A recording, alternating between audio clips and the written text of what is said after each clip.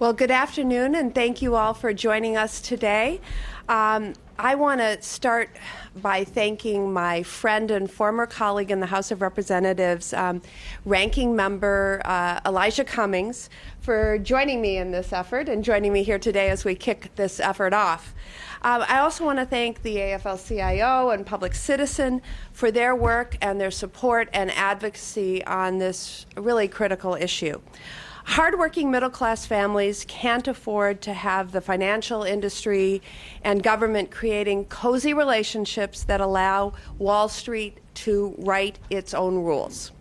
And we need to ensure that government officials are working on behalf of the public interest and our common good.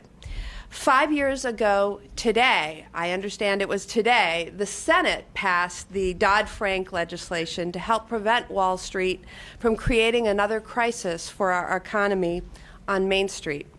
And today, the financial industry has an array well, you could even call it an army of lobbyists working overtime to influence policymakers and regulators to weaken and water down the rules put in place by the Wall Street reforms passed those 5 years ago. The American people can't afford to have government officials in the pocket of the financial industry that they are charged with overseeing. And it's why I'm proud to join Ranking Member Elijah Cummings today to introduce the Financial Services Conflict of Interest Act. This legislation will enhance the integrity of our financial regulatory system by slowing the revolving door between industry and government.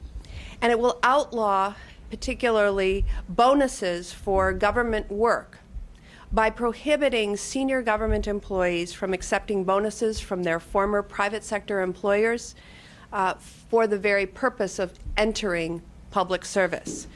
It will also expand the cooling off periods and tighten up other lobbying rules.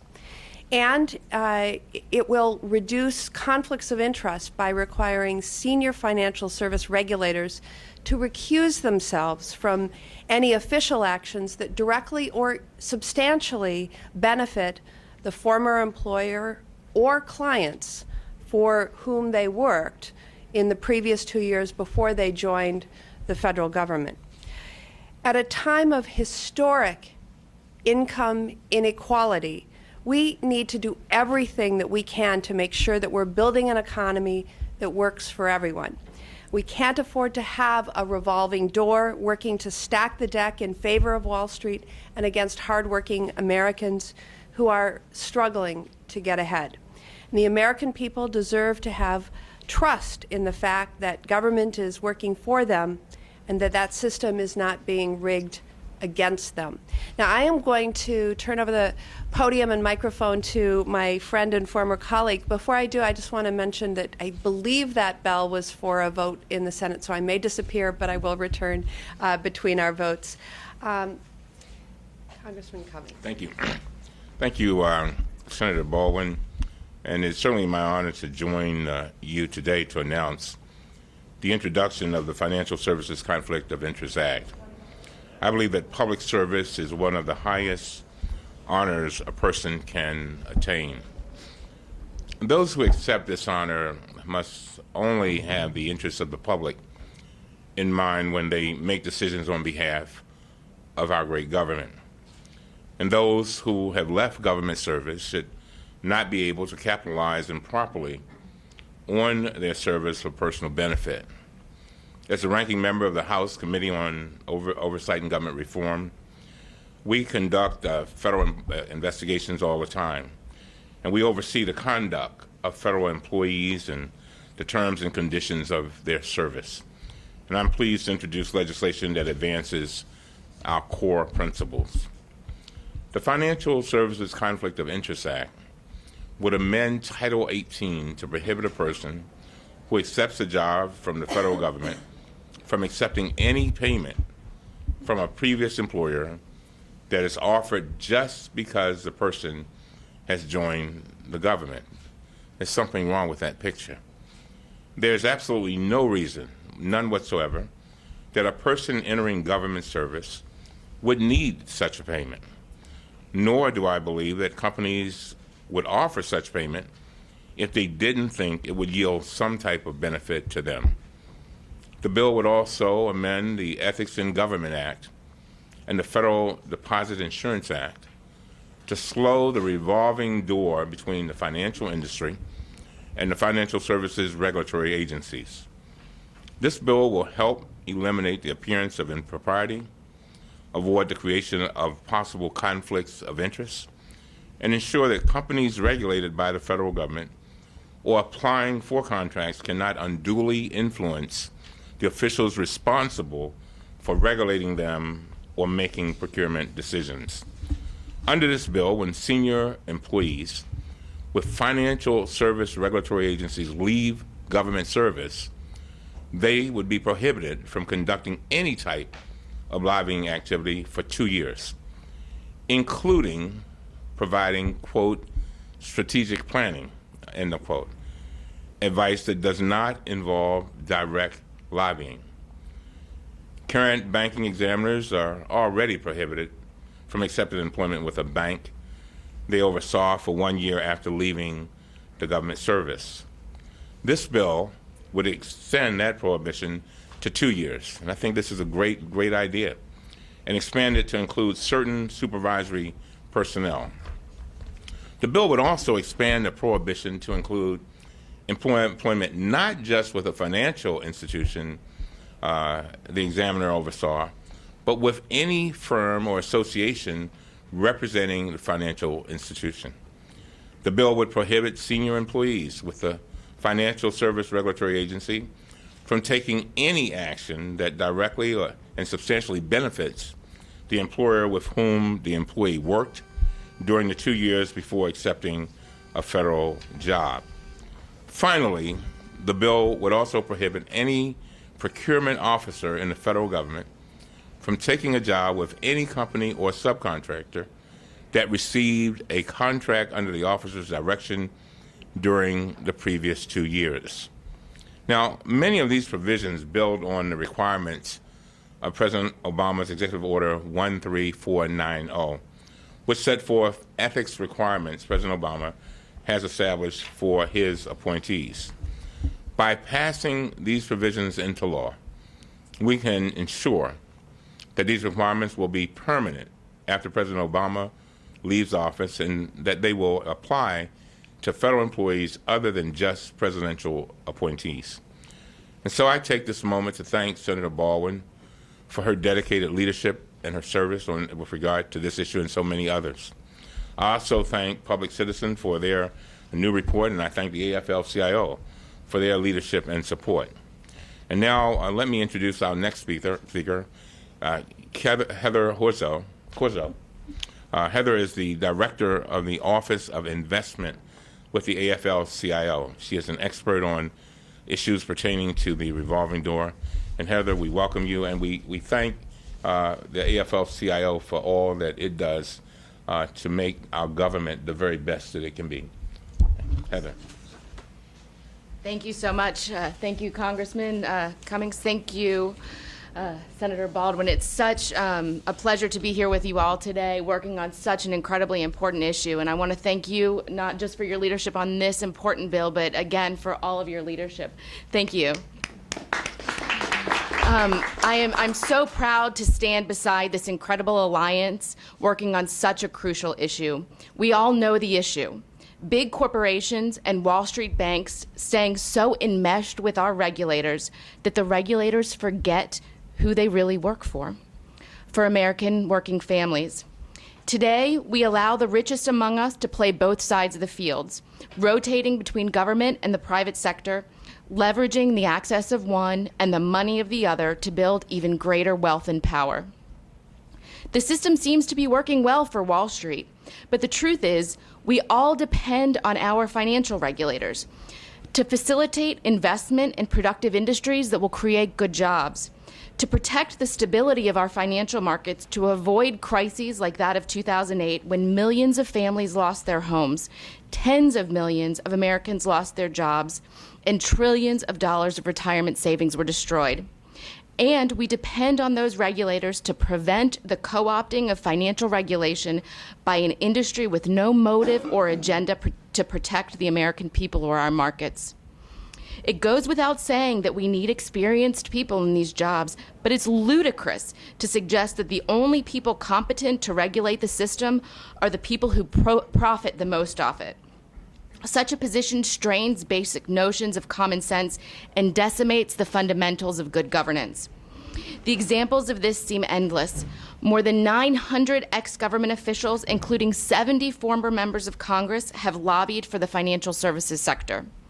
New public servants come straight from Wall Street with 7- and 8-figure government service golden parachutes, money often given only because they were taking on decision-making roles in government. They get paid with shareholder money on one side, taxpayer money on the other, and their loyalty might understandably lie with their former employer who just handed them that check with the extra zeros. Working Americans, on the other hand, the ones we're all here to serve, are losing on all sides. As shareholders, as savers, as taxpayers, as wage earners, feeling their incomes constantly pinched to extract the profits that Wall Street demands. Whether it's lost savings, a bank bailout, or a golden parachute, working families always foot the bill. We must stem the tide. We must stop Wall Street's slow bleed of the American people, and we can start here by getting the fox out of the henhouse. That's what this bill does. It puts a little more distance between the fox and the hens. It affords our regulators a little more independence from the moneyed reach of their former or future employers. It is because of this great urgency and importance that we are so especially grateful to our allies. We applaud the leadership taken by Senator Baldwin and Representative Cummings today. We thank you on behalf of working families, taxpayers, and citizens across America, and we look forward to standing by you again as we continue in the fight for social and economic justice in our great country. Thank you. I'm Craig Holman with Public Citizen. We face a choice. We can either rein in the conflicts of interest posed by the revolving door in our financial regulatory agencies or risk another financial meltdown. It's widely acknowledged that the last financial meltdown was due to the fact that Wall Street and the banks had penetrated deep inside our regulatory agencies and affected their decision-making, curbed back policies, curbed back regulations, curbed back enforcement of the existing rules. We cannot let that happen again, yet we do see it becoming prominent once again. The financial, we have a model for trying to regulate this revolving door. And as the Congressman mentioned, it is Obama's Ethics Executive Order. The Ethics Executive Order does not try to eliminate the revolving door. It tries to manage the conflicts of interest inherent in the revolving door. It requires anyone who gets appointed by the president to a federal agency to recuse themselves from taking official actions that directly and substantially affect their former employers or clients.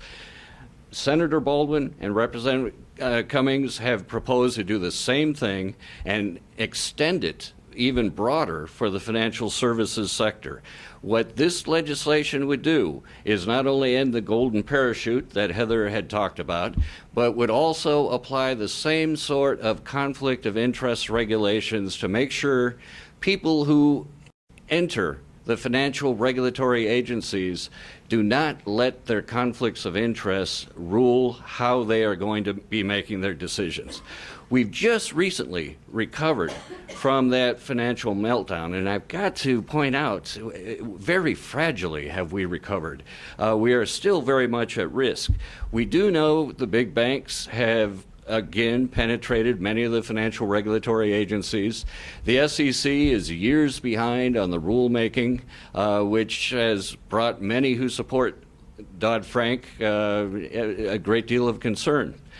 We have to address these conflicts of interest, and nowhere is it more important than in the financial services sector. This is where the revolving door really spins out of control. This is where we need to manage and regulate the conflicts of interest. The legislation that the senator and congressmen are sponsoring would go a long ways towards doing that. As a matter of fact, it takes steps that have never been taken before when it comes to trying to deal with the revolving door.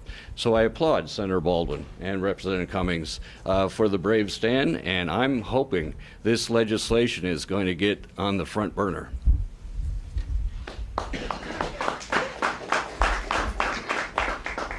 We'll now take your questions. Yes. Does any of this apply to Hill staff, or is this executive branch only? So Hill staff, so not for the bonuses. And in terms of revolving door, this is executive branch. Senator, do you have a comment about the point that Craig just made about putting it on the front burner? Is there strategy? I mean, presumably the Republican leadership in the House and Senate is not going to enthusiastically support this. Are there things that can be done to get support for it, or what would you hope to do after introducing a bill? Well, several things, but first of all, I'd note a few things. You look at this historically in the late 90s, in fact, just about the time I was a freshman in the House, there was a deregulatory fervor. I count myself as one of the handful that voted against repeal of Glass-Steagall, and feel that is sort of created the foundation for a lot of what we saw.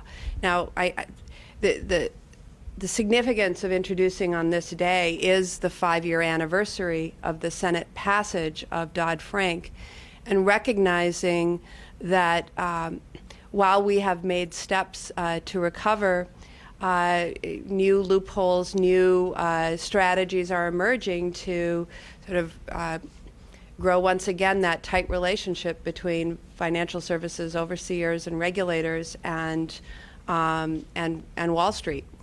I think that the public support for common sense, straightforward, clean government, high ethics measures like this is enormous, and a bill like this can really help amplify what our constituents are demanding.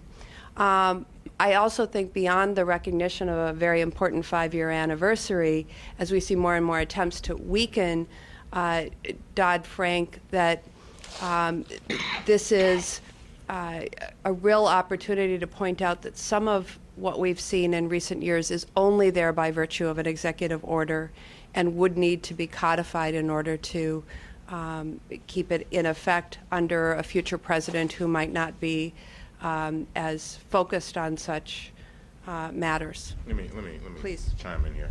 I want to pick up on where the senator left off. You know, after being in the Congress now for almost 20 years, I've learned that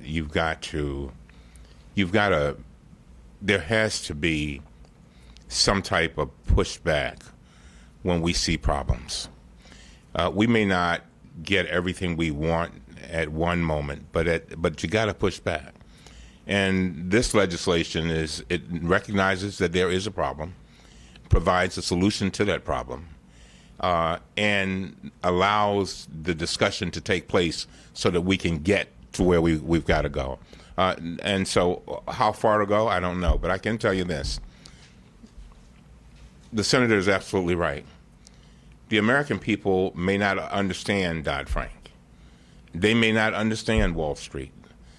But one thing they do want to know is that their government is transparent and that it's fair. And when I think it was Ms. Corzo was talking about the hens and the foxes, is that what you said? They want to know that there is a divide between the hen and the fox. And that's what this is all about. And it would be legislative malpractice if we did not try. And that's what it's all about. And anybody who has been around the legislative process for a while knows, and the senator I know knows as well from all of her experience, you push and you push and you push, and at some moment, there comes a moment when it begins to hit people, wait a minute, this is an idea whose time has come. Will it be in the form of this legislation? I don't know. But it may be piece by piece by piece, but you get there. But one thing is for sure, if you don't do anything, you'll never get there. As a matter of fact, it'll get worse.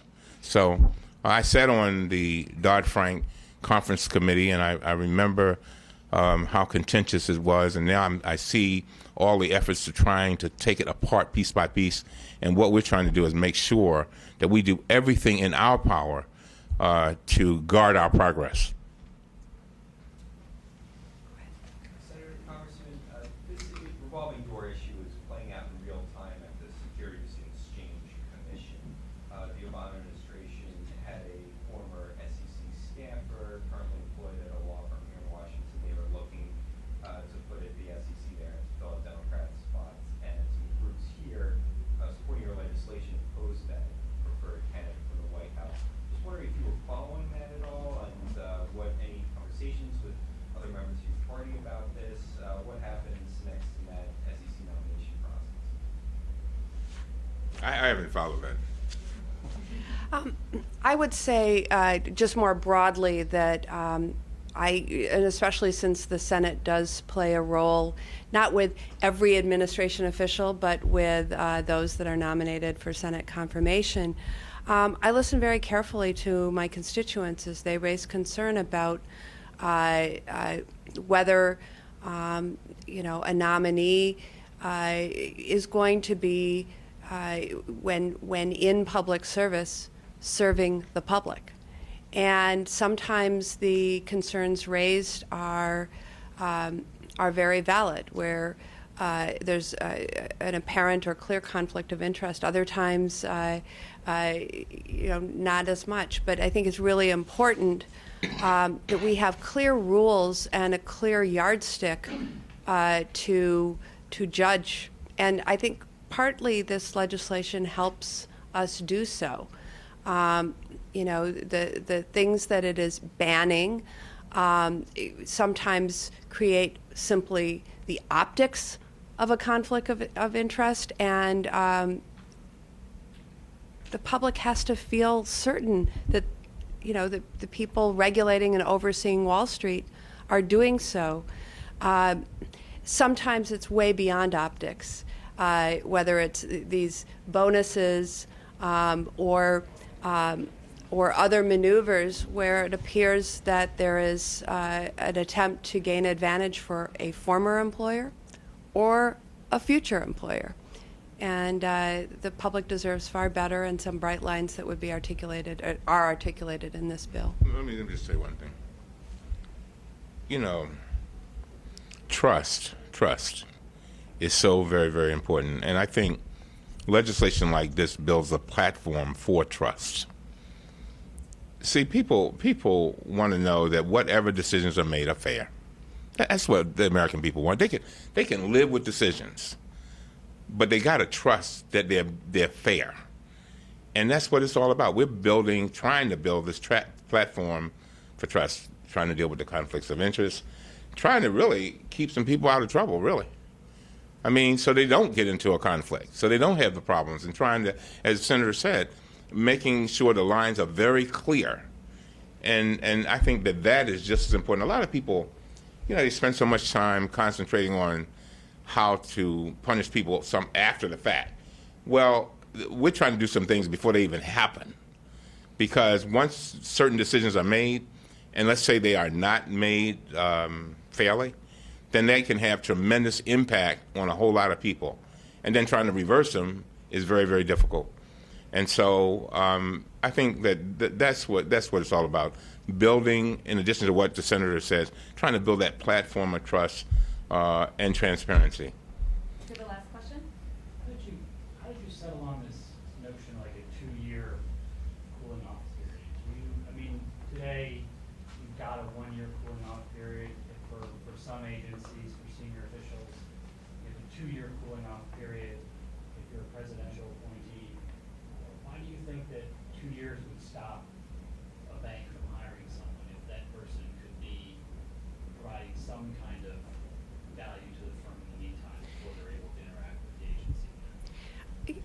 I would say, and maybe open it up more broadly as an answer, but there's not a magic to 2 years. However, if you exit, say, a regulatory or oversight office, and immediately, and I know there's currently a 1-year cooling off period in place, but immediately are engaging in strategies, et cetera, in your new, with your new employer, and are able to check back in with former coworkers, there's obvious problems there. And so, you know, I don't know that 4 years, which would align with a term of a president, perhaps is too much.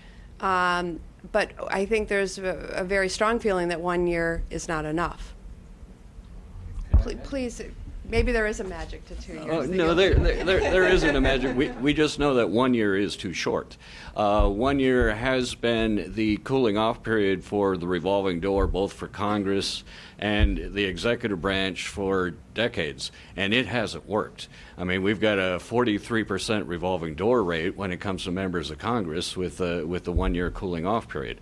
So we know 1 year is too short. 2 years is at least a congressional session. And after a certain period of time, like perhaps 2 years, those networks, that Rolodex that people cash in on in the revolving door, become considerably weakened.